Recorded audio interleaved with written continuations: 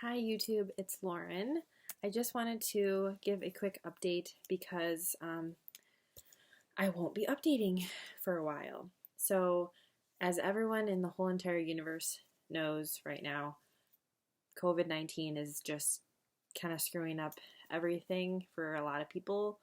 Um, so, I'm not going to make this video super long, but I did want to say I'm we're postponing our IVF. It was all canceled. I only did 2 days of my medication before we decided we were canceling it because things were just getting really crazy. They were shutting down like non-essential businesses, and we weren't really sure in Michigan if the IVF clinic would have been considered an essential surgery, like the egg retrieval and all that stuff. And I really just was super scared of wasting all that medication to then not be able to do an egg retrieval or a fresh transfer, which is what we really wanted to do. So,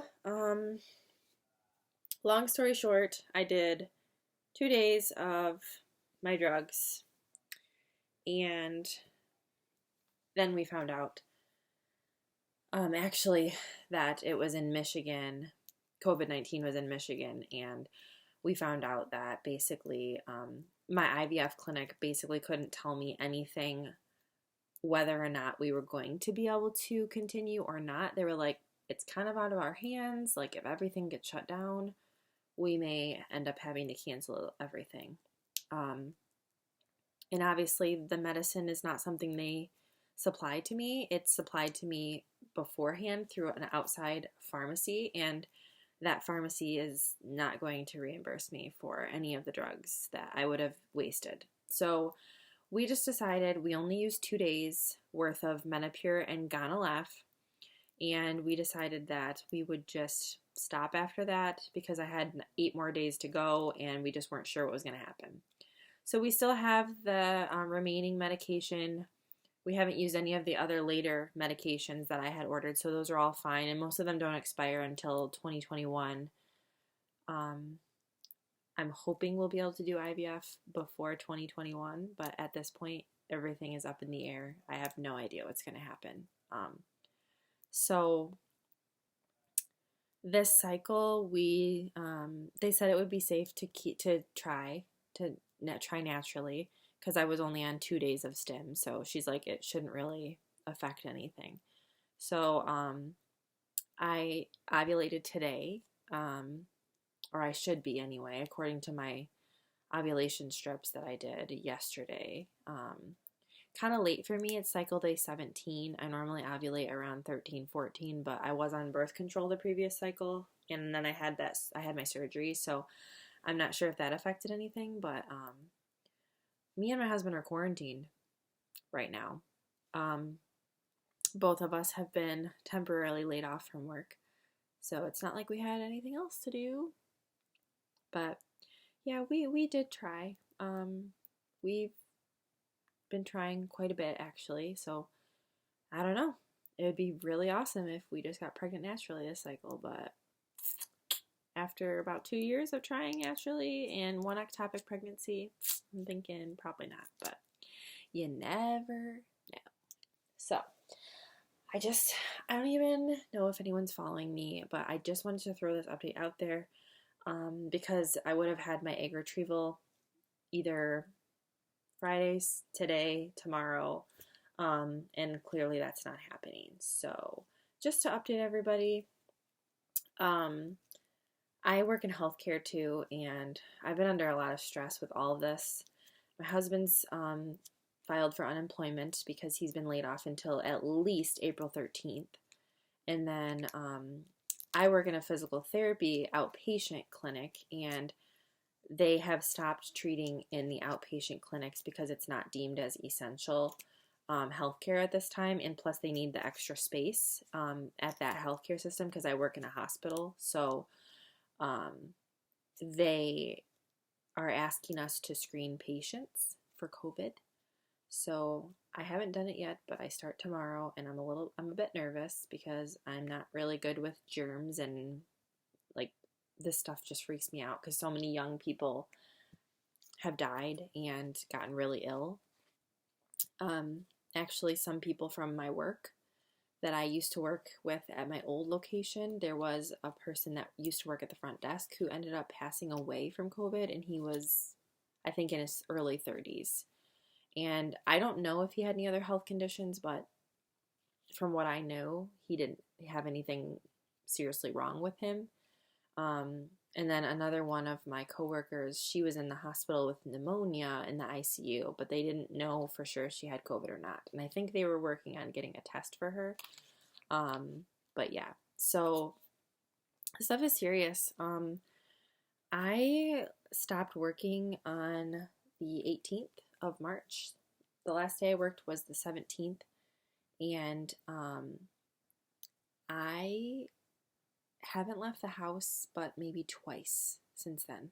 Like actually like drove somewhere and went somewhere.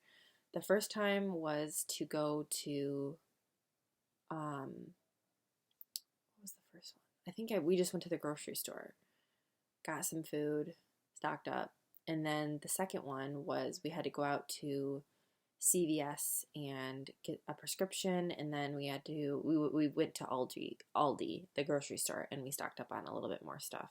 And then we had to get dog food and cat food. So it's been so crazy. I have anxiety already. I'm an anxious person to begin with, and this stuff was like putting me over the edge. I'm actually really glad I'm not doing IVF during all this. I just think I would be over the top stressed out right now. And especially with the lockdown, it's like, just don't leave your house, people. Just stay in your house. So I really, I don't know if this all happened for a reason. And God was like, pump the brakes, girl. You don't need to do IVF. You're going to get pregnant on your own. Maybe that's what's going to happen. I really don't know. But it would be amazing, but I really don't think that's going to happen.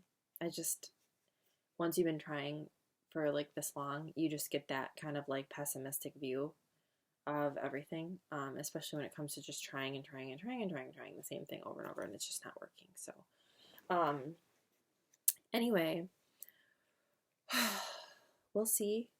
Maybe May or June, we'll try to do IVF again. We are waiting on a reimbursement check from them because I did pay for everything at the clinic already. And with all this financial crap up in the air, I'm like, yeah, can I have that back for now, please? Because who knows in these next 3 months if I got pregnant on my own, or if somehow financially we decided that we really couldn't do IVF at this time and we were going to have to wait, or maybe just not do it at all. I'm really not sure. So, everything's still up in the air, but we'll just see what happens. We just have to play it by ear. And I just want to stay healthy.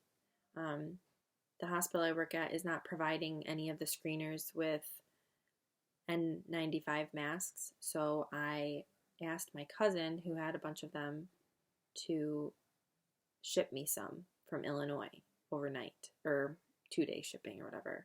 So those got here today. So I think I have 12 masks altogether. So I'm going to use what I have. And then after that, I'm going to be like, yeah, not doing this unless you give me an N95 mask. Not just wearing some surgical mask to take people's temperatures and screen them for coronavirus before they come into the hospital. So anyway, that is my rant and my rave and my venting about everything that's happening. Nothing ever seems to go as planned. Like, it's just the way life is. And I don't know why I thought IVF would be any different. So, the good news is my insurance did pay for my hysteroscopy in full, which I didn't think they were going to do because I went outside of the healthcare system that provides me insurance. But the doctor that did my surgery actually does work for my healthcare system. So the surgery was put under like him as a provider, and I think that's probably why it was covered. So that's relief for me. So, but just to let you know, that's what I wanted to update everyone on, and hopefully I will have an update maybe in the next 2 or 3 months of maybe like starting the meds again and my egg retrieval and all that good stuff, and then we'll go from there. But I hope everyone stays healthy and well. Please, if you're going out and doing unnecessary things, please stop. Just stay in your house. Let's get this thing over with. Let's have as little death as we can, and let's keep all of our family and friends safe. Good luck out there, everybody, and stay healthy.